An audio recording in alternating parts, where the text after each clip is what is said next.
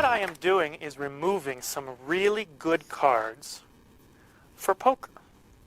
And we're only going to use 10. That's enough for 2 players. Head-to-head, we'll play. And let's see, 1, 2, 3, 4, 5, 6, 7, 8, 9, 10 cards only. Only use 10 cards for this. And I'm going to win, so don't feel bad. Who here knows the basic rules of poker? Scotty, you know the basic rules of poker? Here's what's going to happen. I'm going to let you make every single decision. And despite making every single decision, I'm going to win this game. All right? So Okay, I won't bet. You don't want to bet? Money on the table, man. Who's going to bet? Who wants money? No. It's okay, Scott. The first round is free. That's fine. I'm going to deal cards like this, one at a time. Okay. I'd like you now to just slide any one you like toward yourself. That'll be your card. Excellent. And do the same thing for me. Slide any one toward me. That's my card. And you get to choose both mine and yours. One more time. Slide one toward yourself. And you may not think I'm influencing you, but just the way I deal one nearer to you, you might think, I'm more likely to take that card, or you're more likely to push one toward...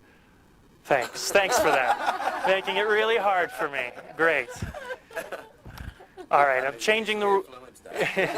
I got 3 now. You get even more control. I'd like you to slide any 2 toward you. Oh, last minute change. He had to do that. And any 3 toward me. Any 3? Oh, did I say 3? Let's try that again. Any 2 toward me. That's more. There are 2 cards left. You realize if right now I had him slide 1 toward each of us, he would have made every decision. But if I win, it's like flipping a coin. You didn't get to see any of the faces of the cards, right? It'd be much more interesting if I did this. Because now you know what one of the cards is. King's a pretty good card for poker, but depending on what you've got in your hand. But if I did this, it would make it even more interesting. That's a much better card, but depending on your hand. Tell you what, I'll let you look at your hand. I won't look at mine. Go ahead and pick up your 4 cards and pick the one that helps your hand the most. Oh, strange decision. Okay. That means you left me with this card. What did you end up with? Full house, 7's full of kings. Whoa, that's a sweet hand. Yeah, I bet on that. The only hand that... You would? Well, not Let's make it interesting. You always said you're going to win, but if I was holding it, yeah, I'd definitely You bet. chose that king and left me with an ace, and fortunately, Scotty, the only way to beat a full house is with the 4 aces. He owes me $300. Thank you very much for playing.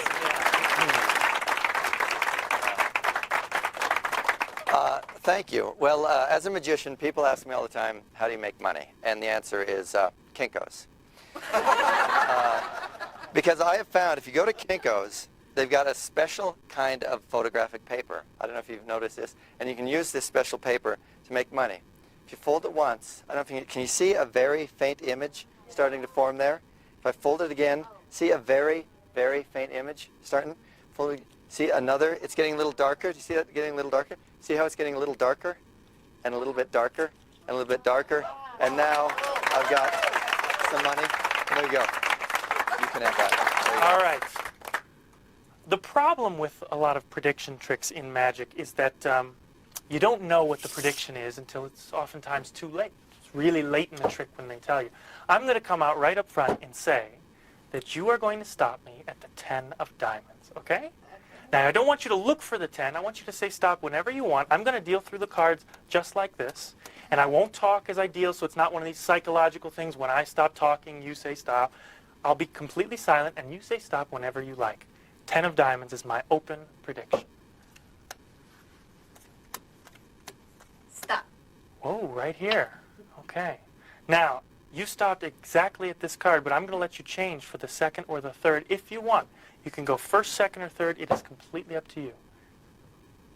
2nd. Ooh, a last-minute change. You didn't want the 7 of spades. You didn't want the ace of diamonds. You wanted that one there. Yeah. And you could have stopped at the ace or the 6 or the 8 or the 9, any one of these cards. I don't see... Oh, I see a 10 of hearts. That was close. Good for me. Good for me. You said stop at one card. I said it would be the 10 of diamonds. The 10 of diamonds.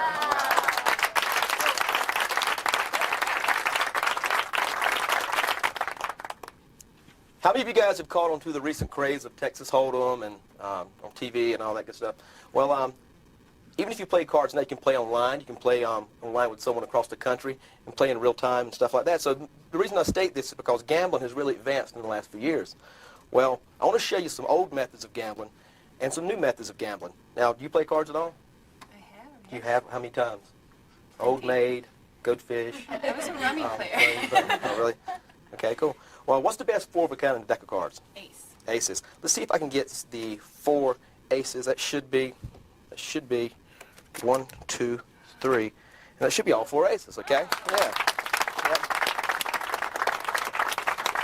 And the reason I'll pause that 1 second is because I was almost off by 1 here. Now, if I would have went 1 deeper, I would have missed. Over here, you can see I missed, if I would have went a few deeper, and I had a few off here, okay? But I did get the 4 aces, and that took a few years to learn. That's an old method of gambling. And once you get the aces, you got to know how to do something with them. So I'll show you guys something here, really neat. Watch this close. Watch. Let's say there's 4 players in a game. 1, 2, 3, and that's about 4 equal piles, okay? What we're going to do is we're going to lose an ace. Let's say, for example, Dusty, you had an ace in your hand, okay? That would be yours lost. And yours, okay? The next person here would have theirs lost. And theirs. Here too. And this one also, okay? Watch close. Now the object is to be able to find those aces. And I'm going to try to do it without looking. So watch close. There should be 1, okay? That should be 2. That should be 3, and that should be 4. Hopefully I got 1, 2, 3, and that should be all 4 aces. Yeah, thanks, guys. Yeah.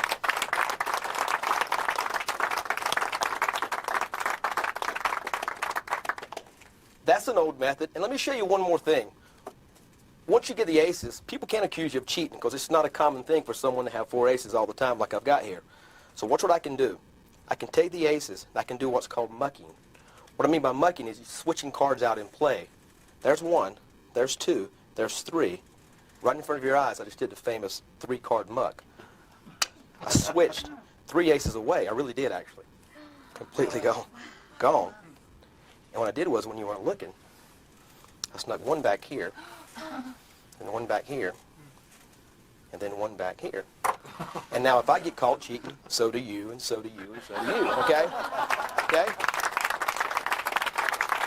One last thing. See, in the old days, if you got caught cheating, someone would just pull out a gun and shoot you. There's new technology in that, too. And I've actually brought it with me here today, a pocket laser. Look at this. That's what I said, laser. Yeah, okay? Just amazing, thanks, okay? And we're going to let you be the gambler. Okay. See the button there? I found Okay, found it? Have you got anyone in here you'd like to aim that at?